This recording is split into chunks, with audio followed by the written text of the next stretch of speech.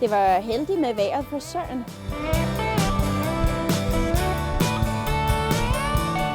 Præsentationsangst på min vegne, så kan han mærke det. Yes.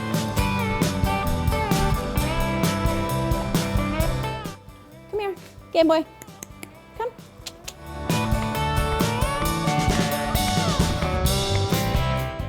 Lad os håbe, det går godt.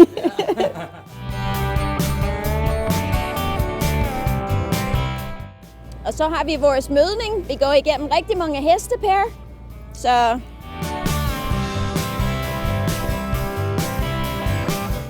og man kan ikke være sart og være hestepige eller hestedrengen, fordi der er møder, og der er møg, og der er lort, og der er alt muligt. Så sådan er det.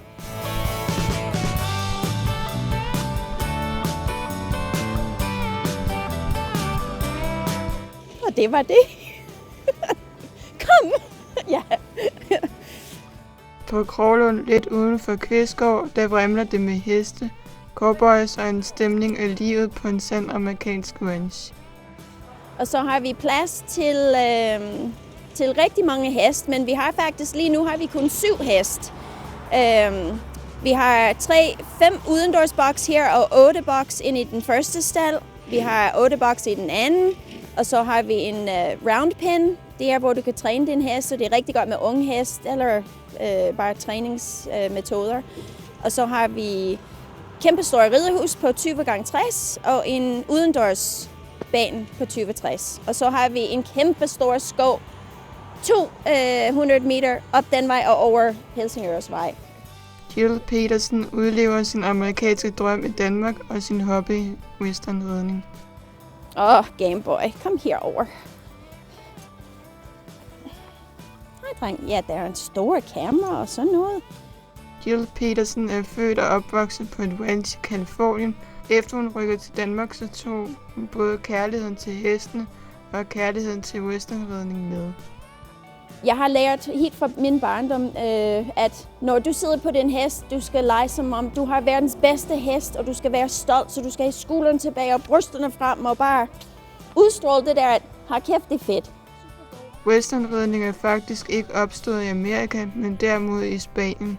Og det var spanierne, der bragte ridestilen til USA, hvor den blev videreudviklet. Men grundprincippet er stadig det samme, som det var for 2000 år siden. En western saddle. Der er rigtig mange inksrytter i Danmark. Altså, det er meget nyt til Danmark, altså faktisk i de sidste 20 år. Sverige og Tyskland, den kom fra Amerika. Og westernridning, det er meget anderledes end inksridning. Inksridning, hvis man kan danne et billede i hovedet, at når du ser en inksrytter, de har deres tøjler meget stram, og hestens hoved går sådan. Westernridning er forholdsvis nyt i Danmark, men er i stærk fremgang. En engelsk saddle er meget smal, og kun sætter sig lige på en lille stykke af ryggen. En western saddle, den går mere ud over en større overflade på hesten. Så du kan simpelthen ride 20 timer på en hest, uden at det vil få ondt i ryggen og sådan noget, fordi den er mere, jeg kan ikke huske, hvad ord jeg leder efter, men overfladen er større på hestens ryg. Gameboy er navnet på Jills store kærlighed. Hver dag tager hun til Kroglund for at træne. Det er også en anden ting. I western bruger vi noget, der hedder en quarter horse, en paint. Der er noget, der hedder en Morgan, men her i Danmark er det mest quarter og paint horse, som vi bruger. Min hest, jeg kalder den en wannabe quarter horse. Den er den billige udgave. Den er faktisk en dansk knapstråber blandet med en New Forest pony. Så han er super god og har en god hoved. Så han er super god og bygget til western. Gameboy er 12 år gammel og født på en amerikansk uafhængighedsdag den 4. juli. Og jeg vil sige, der er også rigtig mange, der er ikke så mange western, eller der er ikke så mange engelsk dreng på en rideskole. Det plejer altid at være piger. Men i westernverdenen, vi har rigtig, rigtig mange mænd. Fordi det er lidt mandehørm, når man skal kaste med en lasso og sådan noget. Det gør det lidt mere mandligt. For at blive en dygtig westernrytter kræves omhyggelig undervisning, ligesom inden for engelsk ridning. Oplæringen af en westernhest kræver både stor tålmodighed og kendskab til de muligheder, hesten rummer. Mennesker ofte tænker, shit, det er noget voldsomt noget, men det er det ikke. Det er helt blød, det er ikke spids. Og alt hvad jeg gør, jeg sparker ikke til hesten, jeg triller med den. Det kan godt være, at jeg gør lige sådan, men jeg triller med dem, og det får hesten til at ligesom samle sig mere. Man skal helst ikke bruge dem, hvis det ikke er nødvendigt, men hvis han ikke hører efter, hvad jeg vil have efter first and, så siger jeg, okay mester, nu skal du bevæge dig. Og det er derfor og det er faktisk også lidt dekorativt. Men den vigtigste forskel mellem western og engelsk stil er, at man kun giver hesten signaler, når det kræves. Hesten kan derfor bevæge sig friere og mere afslappet.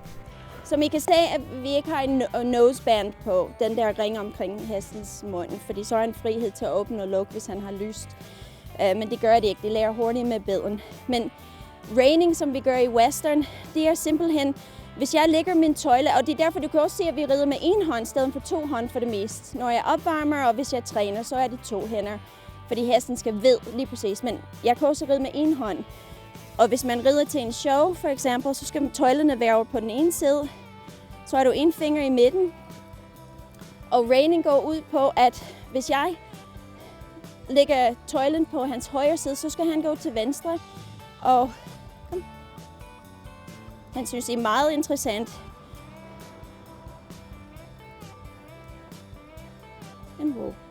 Og det samme modsat. Kom.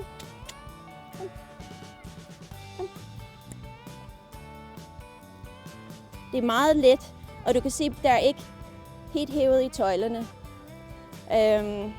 En anden ting er, at du kan se også med min spor, at hvis jeg vil trave eller jog, som vi kalder den på engelsk, eller i western. Hvis jeg vil få ham til at gå til siden, så kan jeg bare lægge min spor meget let på ham, og så går han.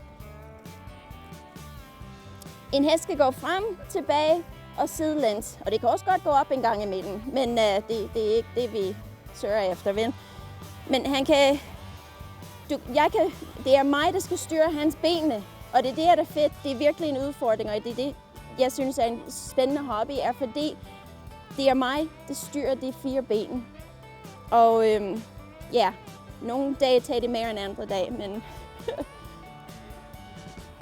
jeg kan lige prøve at back den der agility for hest, som hedder trail. Det er at back den der stolper, som er som en L. Det prøver jeg lige. Se, hvis han gider. Westernridning kræver meget tid og træning. Det tager oftest 6 til 8 år, før en westernhest har lært alt, hvad den skal kunne. Sådan. Og så er der også noget, der hedder side pass. Og det er simpelthen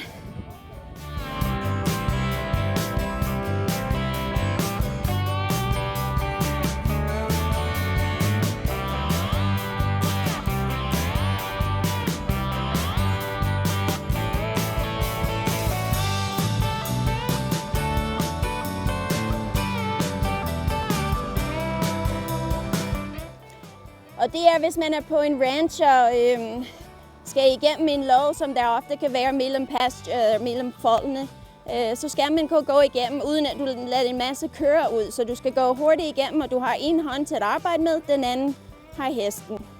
Og bare at vende en hest til at have noget op over sin hoved, det er meget stort, for det er ikke nødvendigt. Altså, flest hest vil være bange for den her.